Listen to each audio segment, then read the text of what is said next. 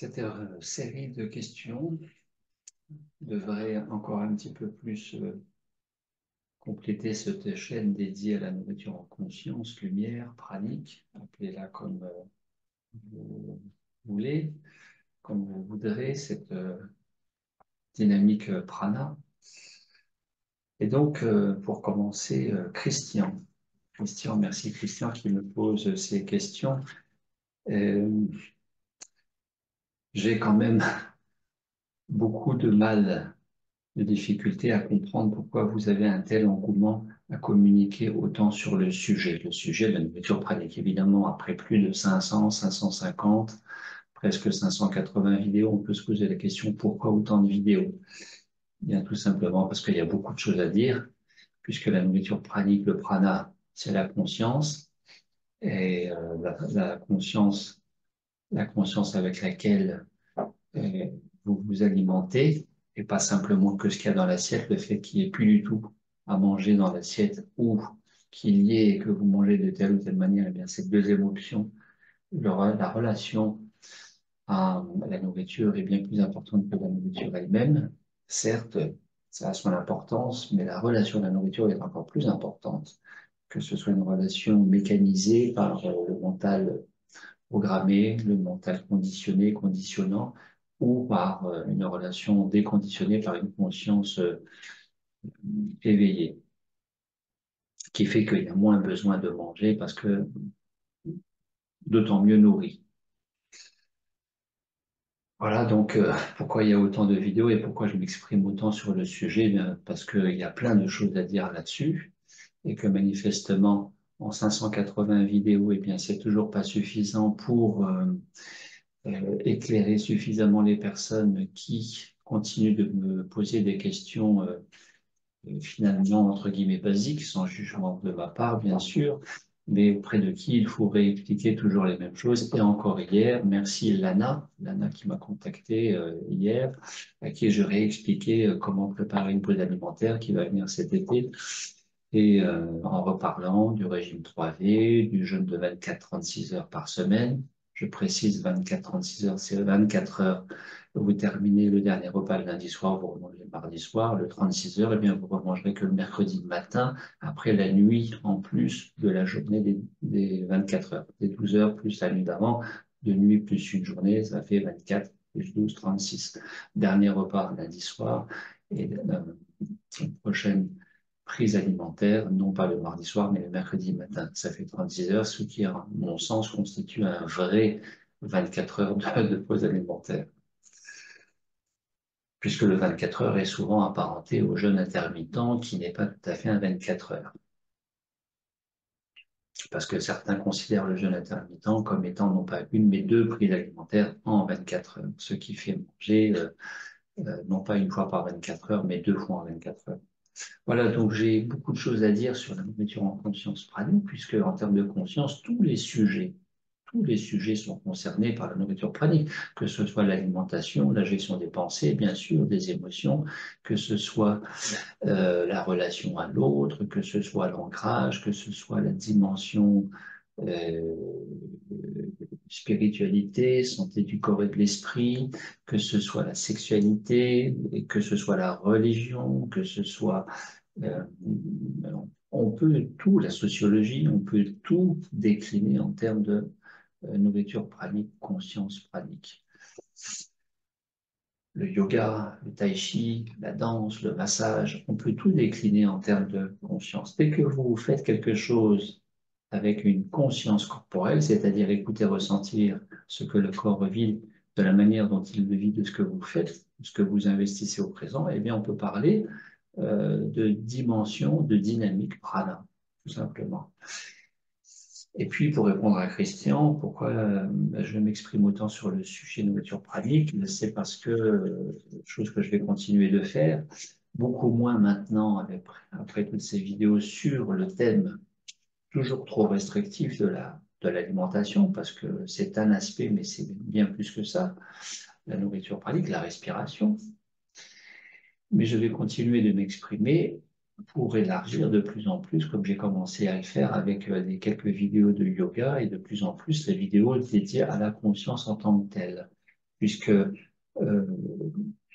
si nourriture pranique se décline sur deux volets, la santé et surtout la santé de notre névrose, la meilleure gestion possible de notre névrose, la gestion des pensées, des émotions, eh bien, il y a aussi la dynamique spirituelle. Donc, nourriture pranique se décline en termes de santé et de spiritualité. Ce sont ces deux grands volets. Eh bien, en termes de spiritualité, nourriture pranique veut dire soit l'option de l'état pranique, autonomie alimentaire, se suffire à soi-même par le plein relais au champ unifié quantique. Vous n'avez plus besoin de manger au premier degré parce que vous êtes pleinement nourri par le champ unifié quantique, par absorption, captation cellulaire de prana, de photons. Et puis, vous avez aussi la conscience pranique, conscience d'unité, qui va tout à fait dans le thème de la nourriture pranique et qui est une extension ou une prérogative ou une condition, comme on voudra, à l'état pranique. Est-ce que l'état pranique favorise la conscience pranique ou est-ce que la conscience pranique favorise l'état pranique? Eh bien, on pourrait répondre de deux manières. Les deux options sont tout à fait bonnes, sont tout à fait bonnes en termes de réponse possible. Après, j'aimerais avoir votre point de vue sur la question. Est-ce que l'état pranique favorise la conscience pranique ou est-ce que la conscience pranique favorise l'état pranique? Et de plus en plus, il va y avoir ces vidéos au rythme qui est le mien, donc je ne sais jamais quand, sur la conscience pranique. Et qui dit conscience pranique dit le grand éveil, la réalisation du soi, l'éveil, un peu un cran au-dessus du réveil, le grand éveil, l'unité au tout, l'unité en tout, qui pour moi est la grande vocation de la nourriture pranique. Et puis, pour répondre encore un petit peu plus loin, un cran plus loin encore à Christian, eh bien, j'ai fait jusque-là toutes ces vidéos depuis 2015, bientôt la 10e année, c'est la 10e année cette année, parce que nous ne sommes jamais qu'à notre juste place. J'ai été pendant ces 10 ans, depuis 2012, 13, 14, à ma parfaite place, et j'y suis encore. Vous aurez réponse précise à ce pourquoi j'y suis encore dans ce prochain livre qui est en train de s'écrire,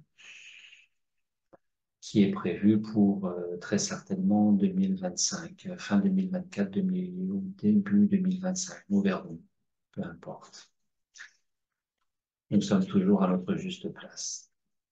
Merci Christian pour cette question.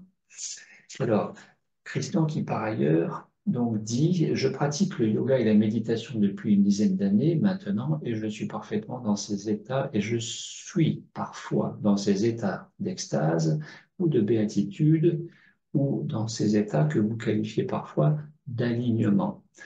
Or, Christian qui dit par ailleurs, les difficultés que je rencontre aujourd'hui, c'est d'une part la non-réceptivité quand je partage ce que je vis dans mon entourage. Et d'autre part, le fait de comment conserver ces états de quasi-transe extatique qui ne sont parfois qu'éphémères, mais ô combien ressourçants. Alors, à cette question de la non-réceptivité de l'entourage, quand on vit quelque chose d'agréable, de sympa, comme Christian, les états quasi-extatiques, eh bien, la non-réceptivité, qu'est-ce que vous voulez y faire? Les gens vont à leur rythme, les gens n'en sont pas forcément là où nous en sommes nous-mêmes, et donc, vous avez une réponse possible au premier degré par rapport à cela. Vous ne pouvez pas convaincre, vous ne pouvez pas forcer les gens à comprendre, à adhérer à ce que vous vivez. Donc, vous ne pouvez que vous satisfaire, vous contenter, dans le bon sens du terme, de la pleine acceptation, la pleine réjouissance de ce que vous vivez et de ce que les gens accueillent ou n'accueillent pas. C'est l'accueil et donc l'unité en tout, au tout et envers tout le monde, c'est l'accueil à partir du cœur, de là où en est l'autre. Cela n'est pas censé vous affecter.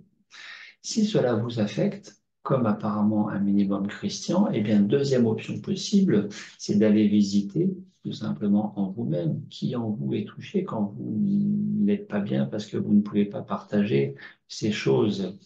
Moi-même, je l'ai vécu quand je partais dans mes jeunes années en humanitaire au Soudan avec Médecins du Monde, quand je partais sac à dos aux États-Unis, faire tout le tour des États-Unis, Canada en stop, j'ai fait ça à 21 ans, eh bien, et que vous revenez et que votre propre famille n'a absolument pas cette dimension du voyage et que vous ne pouvez pas partager grand-chose. Hein, quand je suis parti chez Mère Teresa à Calcutta en 96, en 1996, j'avais fait de magnifiques photos et que j'ai transformé en diapo. Et avec ma famille, n'avait strictement rien à faire de tout ça et n'avait pas du tout envie de regarder les, les photos lors d'une soirée diapo. Eh bien, c'est sûr que ça laisse pas indifférent soi-même. Mais bon, voilà, c'est la pleine acceptation. Et si vous êtes affecté par ça, bien une fois encore, vous pouvez aussi regarder d'un peu plus près en vous, qui en vous est touché quand vous ne partagez pas ce que vous vivez de sympa. Qui en vous est touché et pourquoi est-ce que c'est touché? Si vous vivez ce genre de choses, je rappelle que vous pouvez me contacter, je peux vous accompagner indépendamment d'un processus pranique par rapport à toutes ces questions qu'on appelle au sens large la meilleure gestion possible de notre névrose, l'équilibre des pensées, des émotions, le bien-être, la vitalité, la forme avec soi-même, le rayonnement avec soi-même. Et puis, deuxième question de Christian, comment conserver les états quasi extatiques, éphémères, mais si ressourçants qu'il y vit? Eh bien, comment les conserver? La meilleure façon de les conserver, ce n'est pas de les rechercher, qui est souvent le piège, l'écueil, qui est souvent l'écueil connu par ces gens qui méditent et qui vivent des états intérieurs très intéressants, très sympathiques, très agréables, au point qu'ils voudraient les garder, les prolonger. Mais retrouver quelque chose d'agréable ou prolonger quelque chose d'agréable procède d'une relation maintenue au temps, puisqu'on voudrait que ça dure ou que ça se répète. C'est maintenir au temps. Et maintenir au temps, c'est le propre du mental. Et qui dit mental ego. Donc, on ne peut pas vouloir retrouver à l'identique et vouloir maintenir ou prolonger à l'infini quelque chose qui procède du temps, quelque chose qui procède du hors-temps, qui est de l'ordre justement de l'état méditatif atemporel. Hors champ, espace, hors champ temporel, atemporel, aspatial, ces états qui échappent à la temporalité ne peuvent pas euh, vouloir être maintenu, prolongé ou vouloir être retrouvé à l'infini. C'est l'écueil que vivent la plupart des méditants. Donc lâcher, accepter que les choses elles soient comme ça. Et paradoxalement, plus vous lâchez, plus vous contactez ce genre d'état ressourçant, méditant, extatique, béatitude, plénitude, vacuité, et moins vous cherchez, plus vous lâchez, plus vous vous abandonnez et plus ça peut durer, entre guillemets, longtemps, puisque vous savez que le temps n'existe pas. Voilà, Christian, pour cette question. Comment se passe le processus pranique en ligne? Par ailleurs, selon Christian qui me pose cette question. Eh bien, je ne vais pas de nouveau vous réexpliquer tout ce que j'ai expliqué dans cette vidéo. Je vous invite à revoir cette vidéo, le processus pranique en ligne. Peut-on faire un processus en état épileptique? Peut-on vivre un processus pranique, une pause alimentaire pranique en étant épileptique? Alors, si vous regardez le questionnaire santé auquel euh, le dossier d'inscription est joint, constitué par ce questionnaire santé, il y a la question, êtes-vous épileptique? Pourquoi? Parce que l'épilepsie est une contre-indication au processus pranique, tout simplement parce que dans un processus pranique, je rappelle que dans les retraites euh, résidentielles, en particulier résidentielles, et à domicile chez vous si vous m'invitez, le processus pranique se décline en 5 stages en un. C'est un stage de jeûne, un stage de nourriture pranique, un stage de yoga, un stage de coaching et un stage de méditation. Et bien, ce dernier point, méditation, puisque nous méditons tous les jours, processus pranique. En état méditatif, l'activité électrique du cerveau est accélérée et favorise tout simplement la comitialité, donc la crise d'épilepsie. Et c'est pour ça que les processus praniques sont contre-indiqués aux personnes épileptiques. Alors, je ne suis jamais radical dans les contre-indications, c'est toujours au cas par cas. Je n'ai jamais eu de personnes anti-épileptiques dans mes retraites. Je n'ai jamais eu à refuser quelqu'un dans mes retraites qui soit épileptique, mais je n'ai jamais eu pour autant de personnes épileptiques dans mes retraites par ailleurs. Pour autant, si vous deviez vous présenter et me solliciter pour participer à une retraite pranique et que vous soyez épileptique, eh bien, nous ferions sérieusement le point sur votre état de santé, votre équilibre, la névrose, le mode relationnel à votre entourage, parce que tout cela, c'est important, qui plus est quand vous êtes épileptique, si bien sûr vous êtes traité médicalement, et si vous êtes surtout stabilisé médicalement pour être le moins sujet possible à des crises d'épilepsie. Et de vérifier que, bien sûr, si vous êtes épileptique, vous jeûnez. Il n'est pas question que vous jeûniez, il n'est pas question que vous participiez à une retraite sans jeûner, et encore moins en étant épileptique. Donc, question, est-ce que si vous êtes épileptique, est-ce que vous pouvez participer à une retraite pranique avec moi? Je vous dirais normalement non, mais faisons le point. Où en êtes-vous avec l'épilepsie? Où en êtes-vous médicalement? Que dit le médecin? Est-ce que vous avez un traitement, une chimiothérapie, des médicaments qui vous stabilisent? Est-ce que vous êtes stabilisé? À quand remonte la dernière crise d'épilepsie, entre le petit mal et le grand mal épileptogène? Et puis, est-ce que vous jeûnez? Comment ça se passe quand vous jeûnez au niveau, physique, corporel, physiquement, corporellement parlant, au niveau du corps, au niveau de la pensée, au niveau de l'émotion? Et peut-être que si vous jeûnez régulièrement chez vous, et si vous avez fait un minimum de 3 jours, 7 jours, une fois dans votre vie en étant épileptique et que ce soit extrêmement bien passé, eh bien peut-être j'accepterai que vous participiez à une retraite pranique. Mais c'est évident que si vous êtes épileptique, je ne vous accompagnerai pas en ligne, parce qu'en ligne, je ne vous ai pas sous la main, je ne peux pas intervenir s'il se passe quelque chose, si vous tombez, si vous faites un malaise, si vous faites une crise d'épilepsie. Je vous accepterai. Une fois encore, je n'ai jamais accueilli d'épileptique et je n'ai jamais non plus la demande. Mais je ne vous accueillerai que si vous veniez en résidentiel ou si vous m'accueilliez chez vous à domicile. Voilà pour cette question. On me pose aussi fréquemment cette question. Est-ce qu'il est possible de ne pas faire 21 jours, mais que 7 jours ou que 14 jours? Eh bien, bien sûr, vous pouvez faire une retraite pranique en résidentiel que de 7 jours ou de 14 jours, à partir du moment où j'anime une retraite de 21 jours. Et dans ce cas-là, vous venez le premier jour et tout le monde commence en même temps. Ceux qui font 21 jours commencent avec ceux qui font que 7 jours, que 14 jours. Tout le monde commence ensemble. C'est beaucoup plus pratique à gérer à mon niveau et vous, pour vous immerger dans le groupe constitué.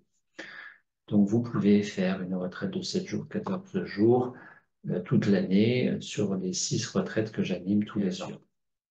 Une autre personne me pose la question, qu'est-ce que je pense de l'urinothérapie à Maroli? Est-ce qu'il est possible de pratiquer l'urinothérapie en retraite pranique? Alors, c'est difficile pour moi de vous répondre parce que moi-même, je n'ai jamais pratiqué à Maroli, boire son urine, quand bien même les vertus attribuées à Maroli, attribuées. Mais je sais qu'il y a aussi de grands adeptes de l'urinothérapie qui font ça toute l'année. Alors, j'ai toujours répondu ceci, c'est-à-dire, pourquoi pas si vous souhaitez maintenir la pratique d'Amaroli pendant une pause alimentaire pranique. Maintenant, l'expérience montre que les quelques personnes que j'ai eues en résidentiel qui pratiquaient l'urinothérapie m'ont toutes dit que l'urine est beaucoup plus chargée en détox pendant la pause alimentaire que d'ordinaire le reste de l'année, donc elle est beaucoup plus difficile à avaler. Ce qui fait que, naturellement, ces retraitants avaient suspendu la pratique d'Amaroli pendant la retraite pour la reprendre après la retraite. Donc j'aurais envie de vous répondre cela. Vous ferez selon ce que le corps vous suggère. Si vous êtes à l'aise avec le fait de boire votre urine pendant une pause alimentaire pranique parce que vous avez une détox très légère, voire quasi pas de détox, quasi plus de détox, eh bien, on bien vous fasse pratiquer un Maruli. À défaut de quoi vous vous abstiendrez parce que le corps vous produit une urine trop chargée, trop difficile, trop désagréable à boire, tout simplement. Peut-on être dépendant du prana? Autre question. Peut-on être dépendant du prana? Alors, de quel prana est-ce qu'on parle? Est-ce qu'on parle du prana, la pause alimentaire, ou la conscience pendant la pause alimentaire? Le prana, c'est la dimension conscience qui nourrit la joie d'être au présent quand vous êtes en pause alimentaire, mais aussi quand vous vous faites plaisir, quand vous faites du bien, pendant un massage, pendant une pratique d'une danse, pendant euh, du jardinage, pendant le fait de faire du ski, pendant le fait de marcher en conscience, pendant le fait de regarder un coucher de soleil, etc., etc. Dès qu'il y a une dimension conscience, il y a une dimension pranique, parce que les neurosciences l'ont mis en avant. Les états méditatifs, vous avez ces moines tibétains qui ont été observés en état méditatif dans les scanners, Mathurika, et qui ont montré, Deepak Chopra en parle très largement, que les états méditatifs produisaient l'activité électrique cérébrale en focalisant encore plus de particules de lumière dans cette région du cerveau qui est activée pendant l'état méditatif. Vous méditez, vous produisez de l'énergie, tout simplement, et vous attirez un peu plus de prana, de photons de l'extérieur à cet endroit précis du cerveau, là où vous, en fonction de là où vous méditez. Hein, entre guillemets, si vous pensez à une biche en état méditatif ou à un nuage, eh bien, la zone du cerveau qui est activée va produire davantage de photons et attirer de l'extérieur davantage de photons à cet endroit précis. Et puis, vous le savez, les états méditatifs connectés sur la cohérence cardiaque, la conscience d'être au niveau du cœur, en état méditatif, va favoriser la production d'une activité, d'une production électromagnétique. Les champs scalaires, les champs toriques, le torus, etc., etc. Donc, oui, bien sûr qu'on peut être dépendant du prana, puisque l'homme et la femme ont une propension, ont une propension phénoménale à être dépendant. L'être humain a une capacité fantastique à être dépendant. Moi-même, j'ai été dépendant pendant des années du fait d'acheter des chaussures, du fait d'acheter des chemises, du fait d'acheter des pantalons, du fait d'acheter des livres, etc., etc. L'être humain a une capacité fantastique, une facilité fantastique déconcertante à être dépendant de la cigarette, de l'alcool, tout ça en fonction du cycle dopaminergique, le cycle de la récompense au niveau du cerveau, qui est très étudié et qu'on connaît plutôt bien maintenant, qui est une des explications centrales. D'ailleurs, je vous renverrai ce livre très intéressant sur la question de la dépendance, hein, Civilisation de la dopamine. Alors oui, on peut être dépendant du prana, mais ça veut dire quoi être dépendant du prana? C'est que tout simplement, quand nous avons commencé à ouvrir les yeux, le jour où nous avons ouvert les yeux, nous ne pouvons plus les refermer. Je vous invite à méditer là-dessus. Le jour où nous avons ouvert les yeux, nous ne pouvons plus les refermer. Même si nous aimerions les refermer, eh bien, c'est difficile après. Difficile de les refermer. Donc, c'est de composer avec cette autre réalité que nous avons connectée. Alors oui, il y a une forme de dépendance, bien sûr, dans le bon sens du terme. Le plus important est que vous ne vous mettiez pas en difficulté plus que cela, en danger de vouloir à tout prix contacter et maintenir un état pranique, c'est-à-dire le fait de ne plus manger, ce qui n'est pas la vocation de la nourriture pranique. La vocation de la nourriture pranique, c'est de développer la conscience pranique, c'est-à-dire l'ouverture de rayonnement à partir du cœur, que vous mangiez plus. Et le fait de ne plus manger pour être pleinement nourri du prana, c'est une conséquence possible qui n'est rendue possible finalement qu'à partir du plein rayonnement du cœur. Ce que les mystiques vivaient, Marthe Robin, Padre Pio, Thérèse de Man, Sainte Thérèse d'Avila, etc., etc., ils étaient dans cette conscience pranique parce qu'ils étaient d'abord, ils étaient dans cet état pranique. Plus besoin de manger, pleinement nourris par le divin, parler clairement des choses, et cela a été rendu possible à leur niveau parce qu'ils avaient d'abord ouvert et activé, développé cette conscience pranique, conscience d'unité, le rayonnement du cœur. Et qui plus est, sans chercher l'état pranique. Padre Pio, Marthe Robin, etc., etc., n'ont jamais cherché l'état pranique. Ils ont cherché à se rapprocher du divin. Et la conséquence que je n'arrête pas de rappeler, la conséquence par rapport à l'état pranique, c'est placé naturellement et c'est maintenu naturellement. Donc oui, vous pouvez être dépendant du prana une fois que nous sommes nourris du prana en termes de conscience d'unité, rayonnement du cœur, et bien comme Christian qui cherche à retrouver ses états extatiques. Or, la voie du prana, la voie de la conscience d'éveil, c'est le grand surrender, le grand abandon, et donc le grand lâcher-prise qui fait ne pas vouloir plus de choses pour y arriver mieux et être encore quelqu'un de mieux que ça, parce que ça c'est la voie surtout de l'ego, mais qui est surtout et fondamentalement la voie du non-vouloir, c'est la voie du grand surrender, du lâcher-prise, l'abandon, du grand renoncement qui fait accéder paradoxalement à ces états extatiques, mystiques.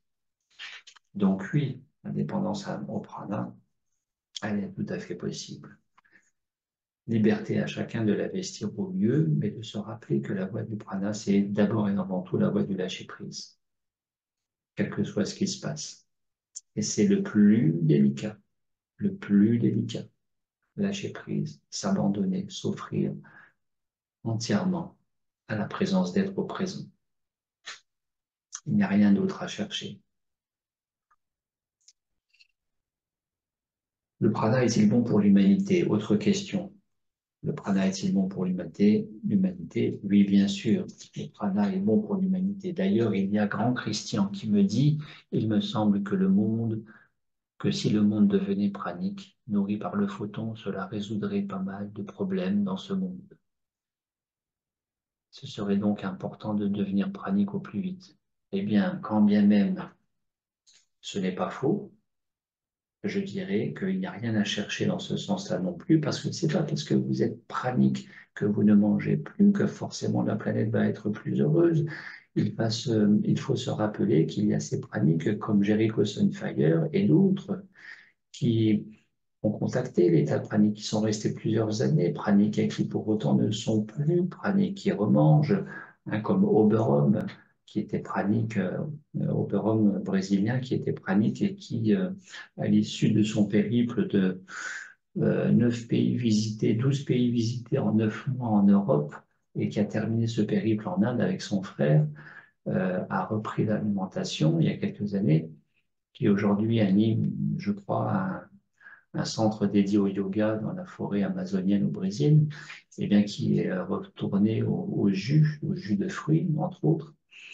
Eh bien, c'est pas parce que vous êtes pranique que forcément vous rendrez la planète plus heureuse si vous-même ne l'êtes pas d'abord heureux, plus heureux en étant pranique. Par contre, ce qui permet d'être pranique, et quand bien même vous n'êtes jamais pranique, si vous ouvrez cette conscience, si vous déployez cette conscience d'être à partir du cœur, le rayonnement du cœur, eh bien là, oui, nous pouvons sauver la planète. S'il fallait parler comme ça, nous pouvons sauver la planète à partir du rayonnement du cœur. C'est bien de cela dont il était question au travers du message du Christ, du message de Martin Luther King, du message de Gandhi, du message de John Lennon, et qui ont tous mal fini. C'est une autre réalité, je ne rentrerai pas dans ce sujet. Mais voilà, le prana est bon pour l'humanité en termes de rayonner à partir du cœur et de ne rien exiger à son voisin, ni à personne, de faire comme soi-même, puisque les grands de ce monde, les grandes voix de ce monde, là aussi, Gandhi, Sri Aurobindo et d'autres l'ont dit, soyons le changement que nous voulons voir dans ce monde. Si nous voulons voir une planète plus heureuse, eh bien, incarnons le fait d'être plus heureux avec soi-même, de rayonner davantage avec soi-même, comme un soleil dans le ciel qui rayonne sans jamais rien demander à personne et qui rayonne en plus pour tout le monde, en rayonnant d'abord pour soi, au travers du petit soi transmuté au grand soi. Transmuter le petit soi en grand soi. C'est la vocation de ce livre que je rappelle, Yoga Prana, réalisation du soi. Il n'y a pas besoin de pratiquer le yoga pour s'offrir cette lecture, qui est bien plus qu'une lecture, qui va tout à fait dans le thème de cette question. Est-ce que nous pouvons être dépendants du prana? Est-ce que le prana est bon pour l'humanité? Voilà, vous avez aussi cette réponse à ces deux questions dans ces 350 pages. Merci en tout cas pour toutes ces personnes qui m'auront posé toutes ces questions et qui fait l'objet de cette vidéo d'aujourd'hui. Alors, autre question, est-ce qu'il est possible de prendre des douches froides en processus pranique? Bien évidemment, là aussi, il y a des adeptes aussi dans les douches froides. Il y a des gens, des inconditionnels qui sont adeptes de la douche froide. Eh bien, pourquoi pas, si ça vous fait plaisir, si ça vous fait du bien, je vous dirais qu'il faut jamais m'écouter moi, mais écouter votre corps dans toutes les questions que vous posez, écoutez votre corps, puisque c'est le corps qui aura de toute façon le dernier mot, quand bien même je dis telle ou telle chose en termes de réponse possible, mais écoutez le corps. Et à partir du moment où vous êtes bien dans la douche froide toute l'année et que quand vous êtes en processus pranique, vous êtes beaucoup moins bien, vous vous refroidissez, vous vous amaigrissez, vous vous affaiblissez et vous êtes moins bien, eh bien arrêtez de prendre les douches froides. Le grand principe en processus pranique, c'est de prendre plutôt des douches chaudes pour dilater les pores de la peau et absorber davantage de prana. Et en plus, à partir du moment où vous avez un peu de mal à vous hydrater quand vous êtes en pause alimentaire, eh bien la douche vous permet d'absorber de l'eau par capillarité, par la peau, et vous allez absorber, certaines personnes absorbent jusqu'à 300 millilitres lors d'une douche parce qu'elles ont un peu de mal à boire, elles se déshydratent un petit peu pendant le processus pranique. Et bien, le fait de prendre des douches et des douches chaudes va favoriser l'ouverture capillaire, cellulaire, capillaire, et absorber davantage d'eau. En tout cas, sur le versant émotionnel affectif, c'est plus sympathique de prendre des douches chaudes aussi en processus pranique parce que c'est aussi le réconfort, le doudou affectif. C'est que ça fait toujours du bien à tous les niveaux de prendre une douche chaude. Donc, vous pouvez prendre des douches froides si vous êtes à l'aise avec ça. Ça correspond pas, ça ne convient pas du tout à énormément de monde. Il y a quelques personnes qui adorent, et bien, faites-vous plaisir. Et si vous n'êtes pas moins bien avec la douche froide, eh bien, continuez de prendre des douches froides. Qu'est-ce que vous voulez que je vous dise? Est-ce qu'il est possible de refaire un processus pranique après en avoir fait un? C'est toujours possible. Est-ce qu'il y a utilité de refaire un processus pranique quand vous en avez fait un? Alors, c'est toujours utile de refaire un processus pranique. Si vous avez fait un processus pranique avec quelqu'un d'autre que moi et que vous venez après chez moi et que je vous accompagne, eh bien, vous voyez une autre pédagogie, un autre accompagnement, d'autres outils et un autre style d'accompagnement et qui va compléter, élargir ce que vous aurez découvert en étant accompagné par quelqu'un d'autre auparavant. Maintenant, est-ce que c'est utile de refaire un processus pranique? La réponse, c'est pas moi qui va vous la donner, ce sont tous ces stagiaires qui reviennent et encore prochainement en Corse, le 8 juin en Corse, il y a une fois par an cette retraite pranique de 21 jours et qui existe depuis, je suis en Corse depuis 6 ans maintenant, je crois. Eh bien, encore cette année, il y a les trois quarts des stagiaires, ce sont des anciens qui étaient déjà là l'année dernière en Corse ou ailleurs, ou dans les années passées qui reviennent. Donc, manifestement, à l'évidence, refaire revivre un processus pranique a aussi son utilité, en tout cas pour ces gens-là. Entre guillemets, la piqûre de rappel.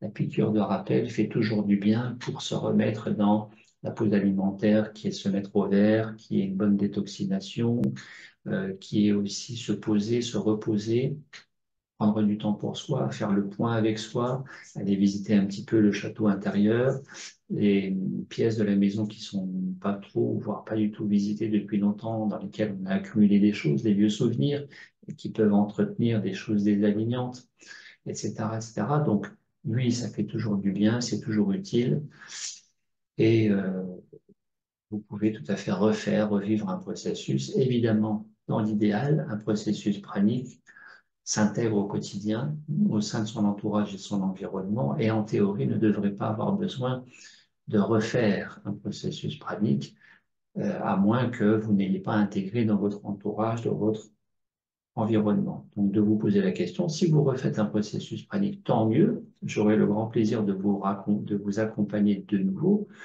si ça vous est utile et bénéfique, bien sûr, mais dans l'absolu, posez-vous la question, pourquoi vous refaites un processus pranique? Ça, c'est important aussi. C'est-à-dire qu'à mon sens, vous n'avez pas tout à fait intégré dans votre quotidien, au sein de votre entourage et de votre environnement, le pourquoi de ce processus pranique à votre niveau, les bénéfices et l'autonomisation quant à poursuivre vous-même ce processus avec les outils que je vous ai fait découvrir et que vous possédez aujourd'hui, dont le CD audio de méditation pranique, bien sûr, mais posez-vous la question, pourquoi vous refaites un processus pranique? Dans le sens où je ne fidélise personne et que bien au contraire, ma pédagogie repose surtout sur le fait de vous rendre acteur et autonome pendant ce processus pranique. Bienvenue à vous, j'aurai toujours grand plaisir à vous revoir et à vous accompagner de nouveau si vous me sollicitez, comme par exemple euh, Dario qui revient cette année et que j'accompagne depuis 3, 4, 5, peut-être 6 fois. Ça doit faire 6 fois que j'accompagne depuis 2016 précisément, la première année. Il revient cette année 2024, ça fait 6 fois qu'il revient. Eh bien, ça lui fait du bien. C'est sa récompense annuelle. Euh, voilà, quand bien lui fasse. Autre question de Yoto 342, qui me dit, est-ce que finalement, les personnes qui manquent de congruence ne seraient-elles pas dans un manque d'alignement au travers de leurs différents corps? Alors c'est un petit peu compliqué, un petit peu technique pour aller au plus simple. C'est quoi la congruence?